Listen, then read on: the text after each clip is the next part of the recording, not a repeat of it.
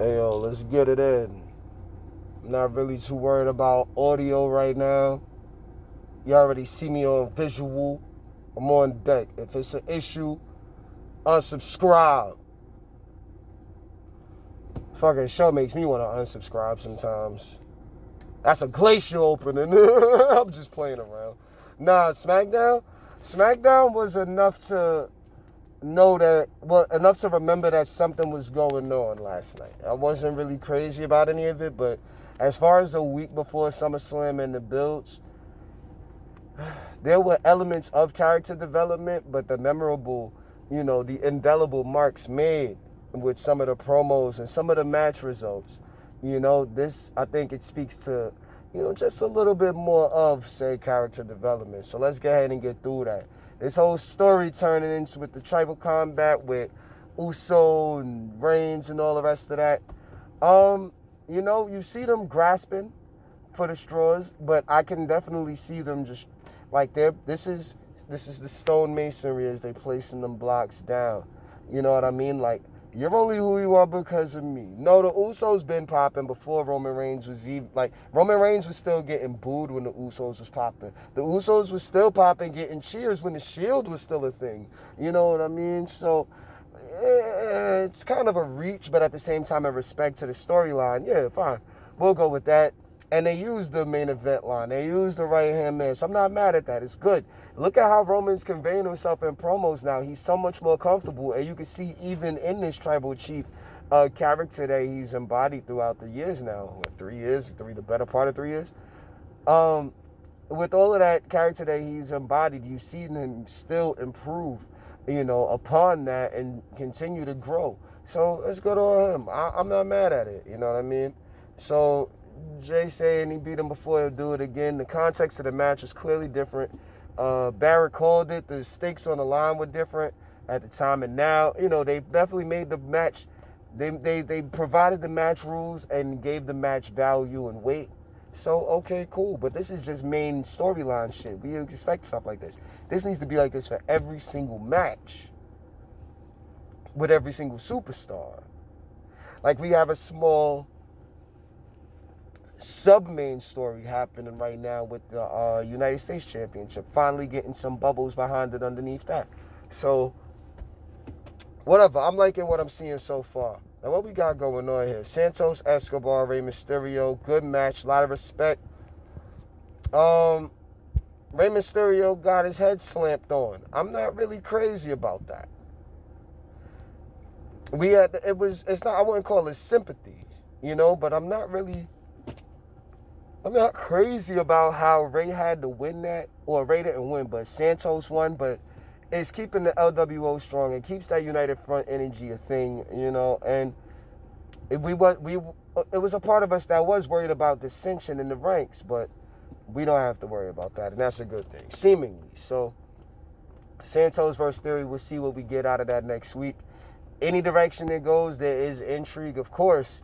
I'm thinking Theory might have to get that title taken off of him, but this might be able to catapult him into heavyweight championship status the same way Jey Uso, I think, can, go for a heavyweight championship. But right now, it's kind of looking like a Roman Reigns type of dynasty. It's looking like a decade of his destruction. So let's see what he got there.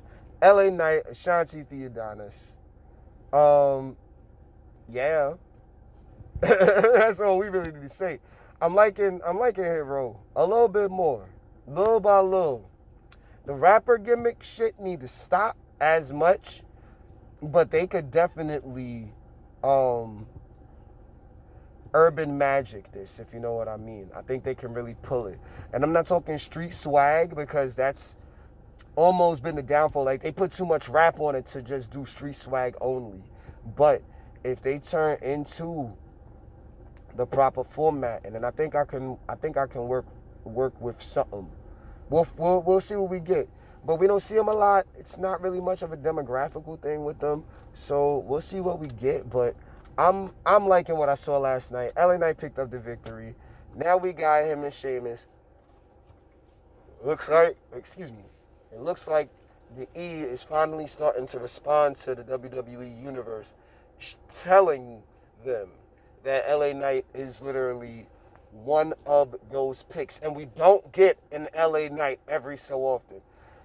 I've heard everybody make reference to The Rock. Started out with bad references, and it went to good references. I said LA Knight not long ago was not Stone Cold, not The Rock, nor Ric Flair. But then I said he could be the amalgamation of all three of those plus some. And oh yeah, it got everybody saying down there how he cut his promo. He's working it out. He's just that confident. He wasn't the initial reaction. It feels like he got his jitters off, and now he was perfect last night in New Orleans for me. Friday night, whatever you want to call it, that was excellent. Handled it with they called him Shantae.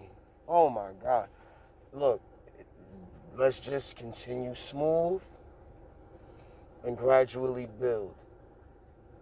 I sense respect and trust here with this project. So let's just pull forward and keep positive in regard to it. So shouts to LA Knight, shouts to Hit Row. With that, Bianca Belair, Charlotte Flair took on Champ Sonya and Champ Chelsea. I think we might be getting someplace. I'm going to just call it like that. Karrion Kross beat Carl Anderson. Karrion Kross is going to get his ass kicked to AJ Styles. Ass kicked by AJ Styles. All the extra shit he want to think he doing, that's cool. Because what I like about Karrion Kross is the fact that in that match last night, he was talking shit. He was talking. And that's like, yeah, I think if you mix that shit talking that Karrion Kross only can do with that slow, methodical, brooding pace that everyone likes to, commentary likes to try to boast on for him, plus the added element of Scarlett somewhere in the background, I think we're off to the races with him now. I think we finally got a direction. Because all he's been doing is trying to call people out and lose to him. You pick up some wins on the OC, but then get his ass kicked by AJ, I think it'll be good for them. I think it'll be good for everybody. So there goes that. Jey Uso, Grayson Waller main event. Let's just get into Solo and Roman beating them up. Solo and Roman with the spear and spike, fire. Let's go. I'm not even going to speak no more on it. So now when we look into, I guess, sir, let's go. When we look into Grayson Waller and Jay, and look, first of all, Grayson Waller's getting real lucky. But to be in there with Jey Uso, these are two new main eventers. And Jay ain't really necessarily a new one, but these could be two championship vying contenders in another 3 years, another 5 years. You know, could be something going on in the WrestleMania. You know what I'm saying? I'm just talking crazy now. But all in all, I'm not really trying to talk too much.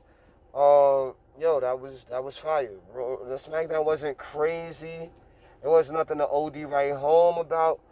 But in my opinion, which it shouldn't really hold much water in anybody's world. But I think that there was small pieces of the character developed. Like LWO looked stronger. Hero, yeah, all right. LA Knight finally.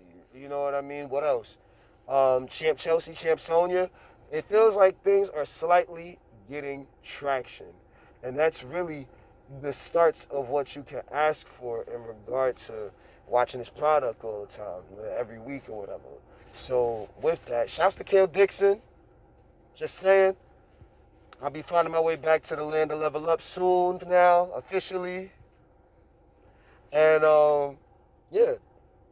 I told you unsubscribe if you ain't fucking with this. But now, since you ain't go nowhere for almost 10 minutes, be sure to subscribe if you ain't, if you ain't do that yet. So yeah, holla at me. I appreciate you listening and taking the time.